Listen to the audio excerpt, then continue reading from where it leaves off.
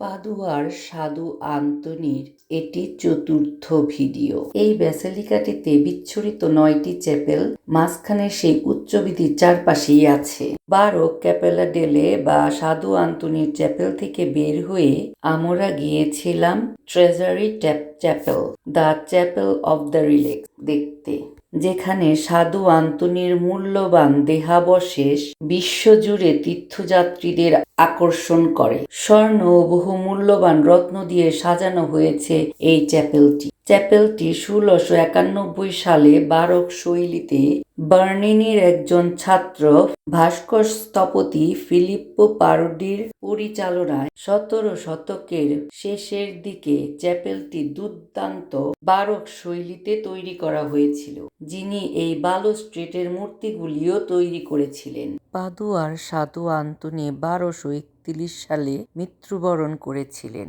1261 সালে সাধু আন্তোনির মৃতদেহের প্রথম পরীক্ষা করা হয়েছিল। তারপর সাধু আন্তোনির মৃতদেহ 750 বছর পরে 1981 সালে পোপ দ্বিতীয় জন পলের অনুমতি নিয়ে মৃতদেহের একটি বৈজ্ঞানিক পরীক্ষা করা হয়েছিল। এই পরীক্ষাতে দেখা গেছে সাধু আন্তোনির দেহাবশেষ পুরোপুরি সংরক্ষিত আছে। বৈজ্ঞানিকরা বলেছিলেন সাধু আন্তোনির উচ্চতা ছিল 5 ফুট 7 ইঞ্চি। তার মুখ ছিল দীর্ঘ ও সরু, গভীর সেট করা চোখ আর হাতে ছিল লম্বা লম্বা আঙ্গুল। তিনি যখন মারা গিয়েছিলেন তখন তার বয়স ছিল প্রায় 40 বছর। বিশেষজ্ঞরা অবাক হয়েছিলেন তার কণ্ঠযন্ত্র অক্ষত দেখে।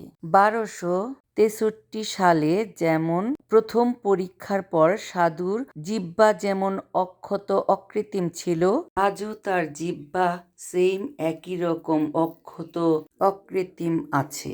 সাধুর পরিহিত কাপড় হাড়ের পাশেই রাখা ছিল। মূল্যবান কাপড়ের সাথে ছিল প্রাচীন 2টি ক্যাসকেট। যে কফিনে তাকে কবর দেওয়া হয়েছিল সেই কফিনের মধ্যেই একটি ছোট পাত্রে তার মৃতদেহ পাওয়া গিয়েছিল। কফিনটি ছিল ওক কাঠের। এই চ্যাপেলের বাম দিক থেকে শুরু করে আমরা ওই কুলুঙ্গিতে যাবার জন্য যেখান থেকে লাইন দিয়ে দাঁড়িয়ে আছি সেই পাশ থেকে শুরু করে বাম দিকের প্রথম মূর্তিটি হচ্ছে সাধু ফ্রান্সিস অ্যাসিসি। বিশ্বাস, নম্রতা আর অনুতাপ দাতব্য ছিলেন তিনি। তারপর আছে সাধু বোনাভেঞ্জারের মূর্তি। কেন্দ্রীয় কুলুঙ্গির উপরে আছে মহিমা সাধু আন্তোনির মূর্তি।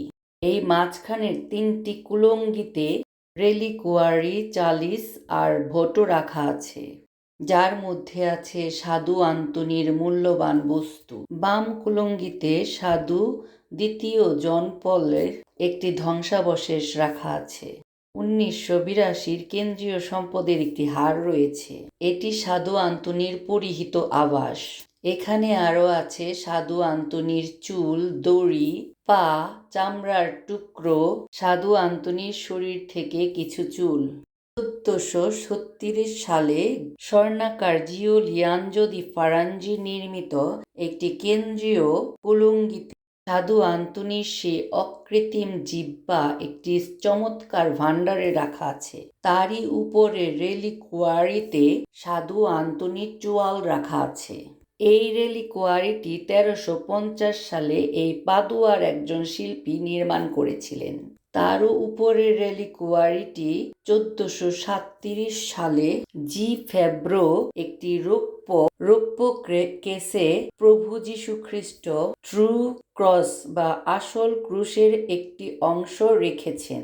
অকৃত্রিম জিহ্বার রেলিকুয়ারির নিচেই আছে সিবালজানা নির্মিত 1981 সালের আধুনিক রেলিকুয়ারি।